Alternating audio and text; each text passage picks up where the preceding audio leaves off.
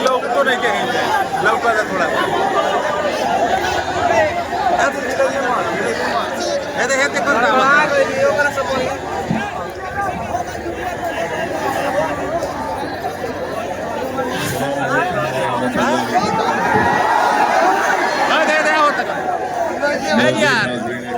कुर्सी बुजुर्गान कौम और मिल्लत, मेरे गयूर नौजवान साथियों, मेरे तमाम मजलिस रुफ़ा, आप तमाम का बेहद शुक्रिया कि आप अपना कीमती वक्त निकाल कर आज मजलिस इत्तेहादुल मुस्लिमीन की इस इलेक्शन रैली में आप आए। और आप जानते हैं कि गोपालगंज विधानसभा से मजलिस इत्तेहादुल मुस्लिमीन के उम्मीदवार हमारे भाई मरहूम असलम मुखिया के बेटे अनस सलाम साहब हैं। मैं सबसे पहले अल्लाह से दुआ करता हूं कि अल्लाह सुब्हानहू व तआला हमारे मरहूम दोस्त जनाब असलम मुखिया की अल्लाह मग़फ़िरत करे, उनकी क़ब्र को नूर से भर दे।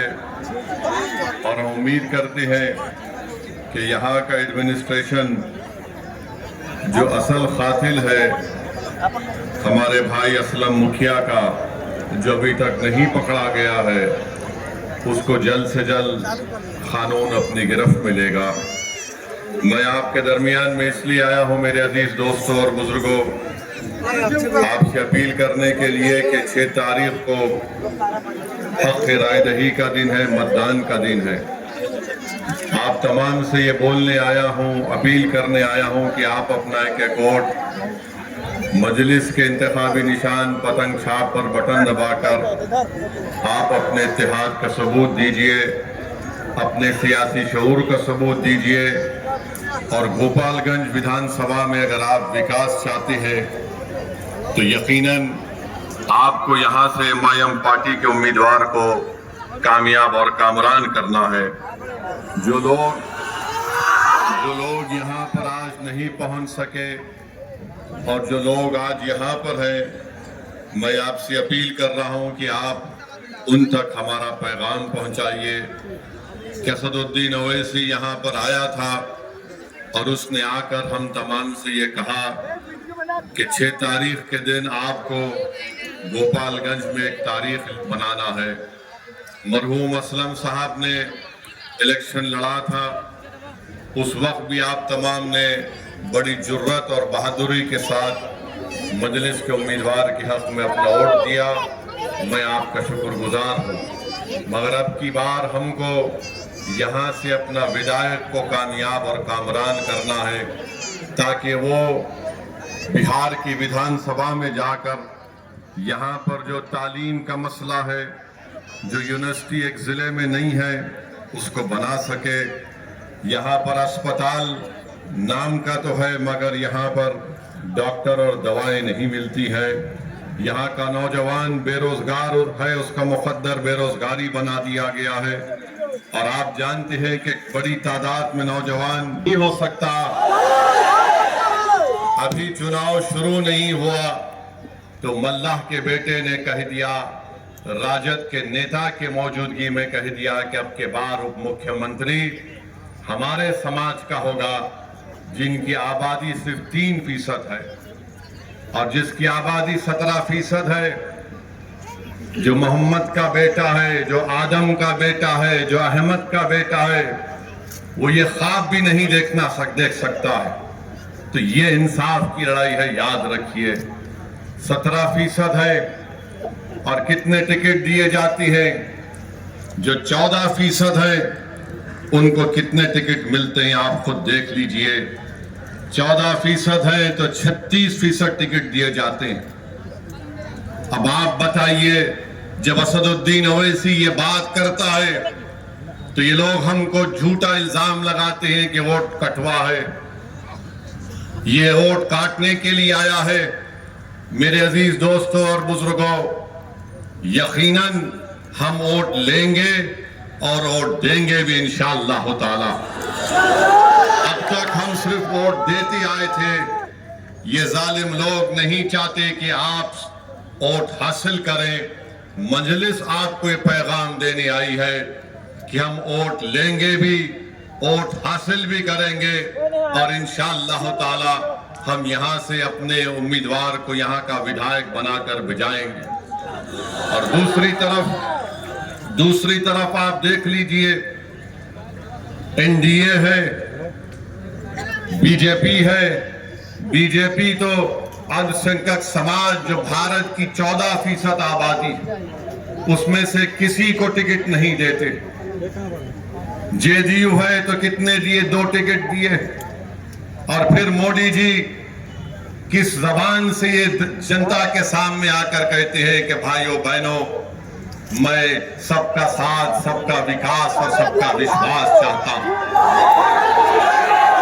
आप बताइए, जब हम इंसाफ की बात करते हैं तो वो सच्चाई पर मुबन्नी है। बाबा साहेब अम्बेडकर ने जो संविधान बनाया, बाबा साहेब अम्बेडकर ने संविधान में लिखा कि अब तो मैं संविधान बना रहा हूं, तब ये जिम्मेदारी उन कमजोर लोगों की है जिनके पास कोई ताकत नहीं है।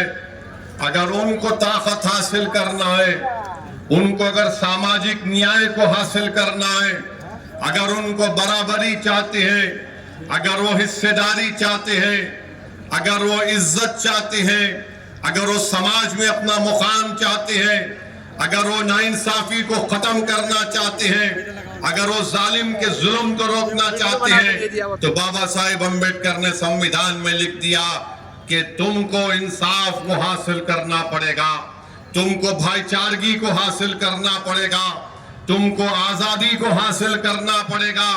जो हम इस आजादी की जब हम बात करते हैं, हम चाहते हैं कि जो जंजीरें हमारे दिलो दिमाग में डाल दी गई है, जिसकी बुनियाद पर हम किसी की गुलामी करने के लिए मजबूर हो जाते हैं, ओवैसी आज तुम्हारे दरमियान में आकर कह रहा है, अगर 3% आबादी वाला कहता है कि मल्लाह का बेटा उप मुख्यमंत्री होगा, तो ओवैसी कहता है कि बिहार के 17% मोहम्मद और आदम का बेटा भी इंशाअल्लाह ताला मुख्यमंत्री होगा।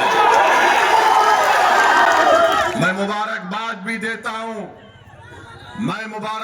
भी देता हूं वीआईपी पार्टी के उस जिम्मेदार को कि उन्होंने अपनी समाज के इत्तेहाद और उनके सियासी शऊर की बुनियाद पर पूरे एतमाद के साथ कह दिया कि हम 3% हैं मगर हमारा उप मुख्यमंत्री होगा।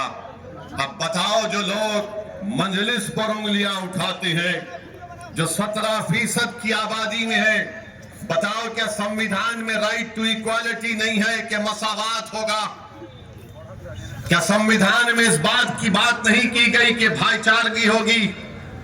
जब मसावात और इक्वालिटी और फेटर्निटी की और जस्टिस की बात होगी, तो फिर क्यों नहीं हर समाज को उसका हिस्सा दिया जाता है? और फिर दूसरी तरफ भाजपा है जो खुलेआम कहती है कि हम नमक हराम है। अरे क्या तुम्हारे बाप का पैसा इस देश में कि तुम हमको नमक हराम कहते हो? देश की आजादी में तुम्हारा कोई हिस्सा नहीं था। ये बिहार की तारीख बताएगी कि यहाँ पर हमारे बुजुर्गों ने अंग्रेजों की गुलामी से इस मुल्क को छुटकारा दिलाने के लिए जिना के पैगाम को ठुकराया। उन्होंने अंग्रेजों को यहाँ से भगाने पर मजबूर किया, और जो जंग आजादी में हिस्सा नहीं लिए वो नमक की बात कर रहे हैं। अरे यही चंपारण बिहार की सरजमीन थी। जब महात्मा गांधी के साथ नमक के नाम पर एजिटेशन हो रहा था, तो जो आज हमको नमक हराम कह रहे हैं, अरे तुम नमक हलाली कर रहे थे, नहीं थे अंग्रेजों की।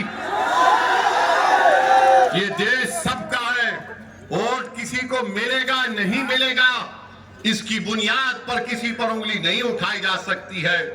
मेरे खिलाफ भी वोट दिया जाता है, यही तो लोकशाही है। मगर भाजपा नफरत को फैलाना चाहती है, और इनके पास कितना टिकट भाजपा ने फॉरवर्ड कास्ट को दिया?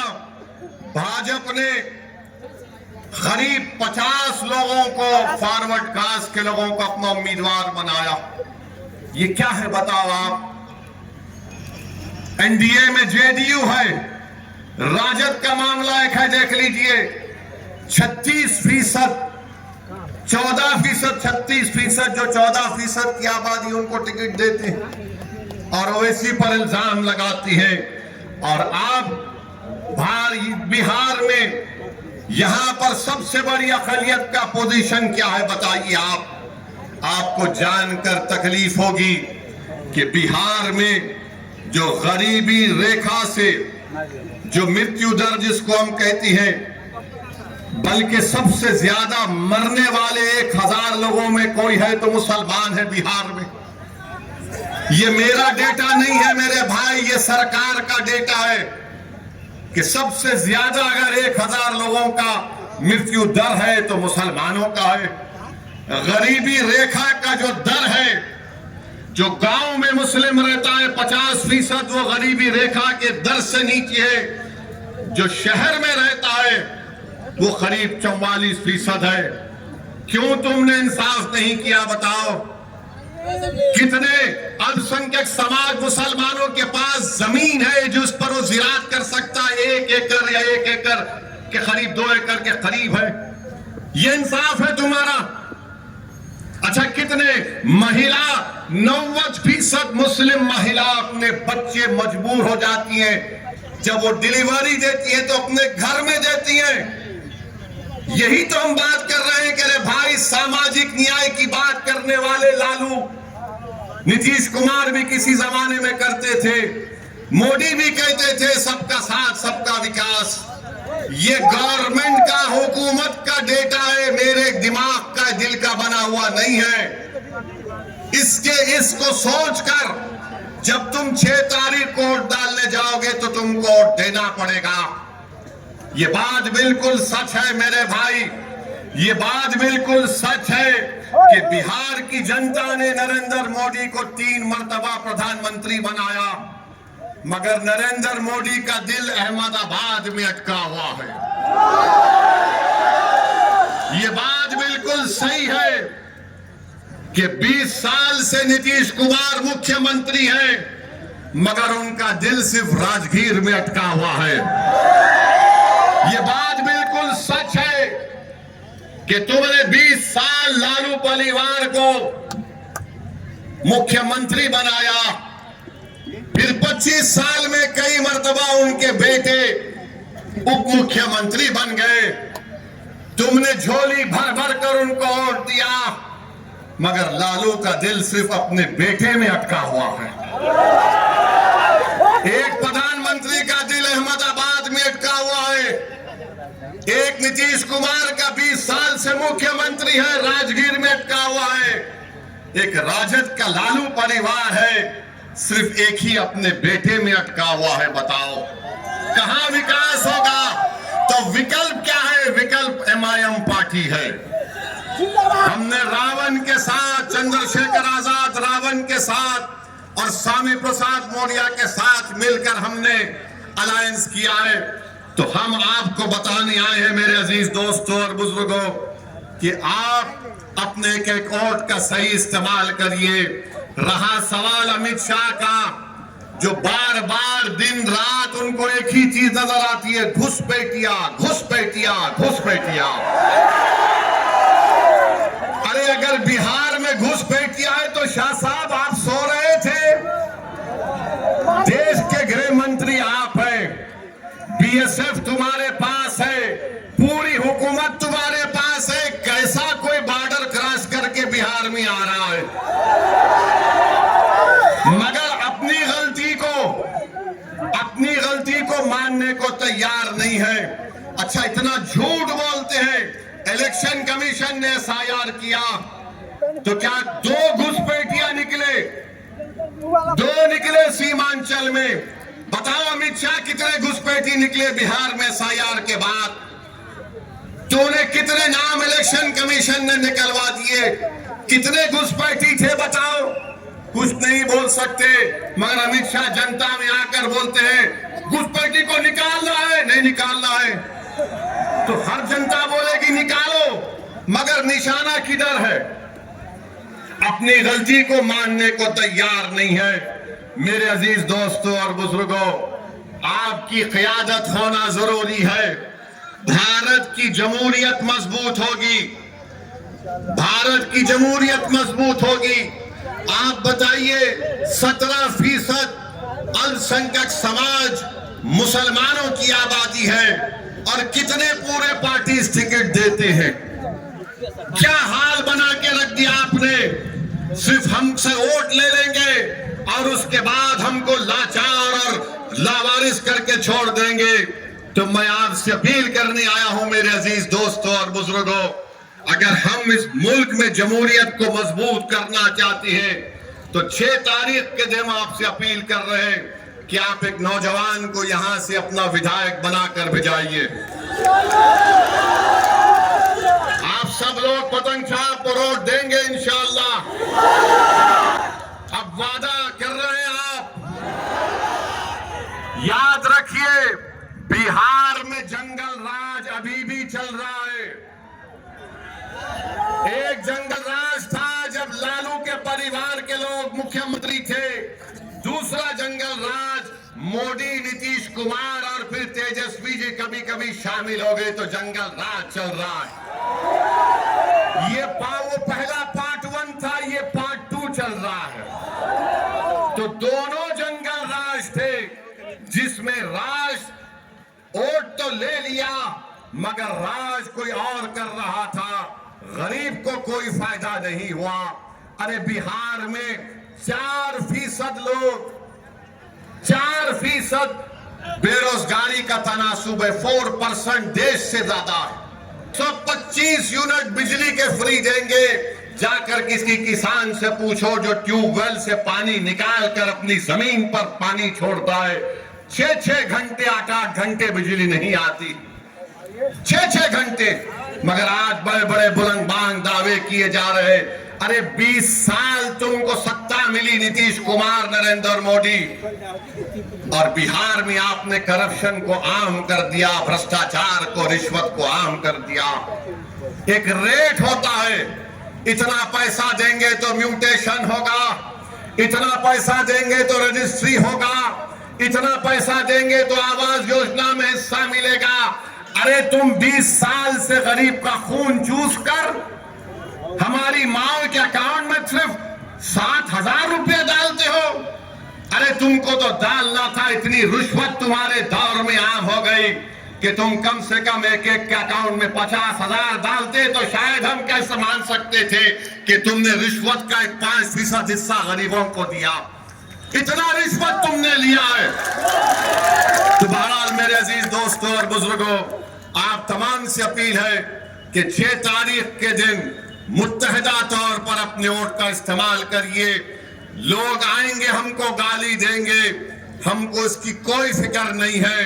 लोग इल्जाम लगाते, हमको कोई फिक्र नहीं है। मगर हमारा एक ही ख्वाब है कि हम इस दुनिया से जाने से पहले देखना चाहते हैं कि भारत की जमहूरियत और मजबूत हो, और मजबूत ऐसे होगी जब यहाँ पर अल्पसंख्यक समाज को उनके अपनी सियासी लीडरशिप होगी। आपको अपने वोट से अपनी सियासी लीडरशिप को बनाना है। यहाँ से MIM पार्टी के उम्मीदवार को कामयाब करिए। आप आए यहाँ पर, बहुत बहुत शुक्रिया। जो नहीं आ सके, हमारा पैगाम उन तक जरूर पहुंचाइए। अस्सलाम वालेकुम व रहमतुल्लाहि व बरकातहू।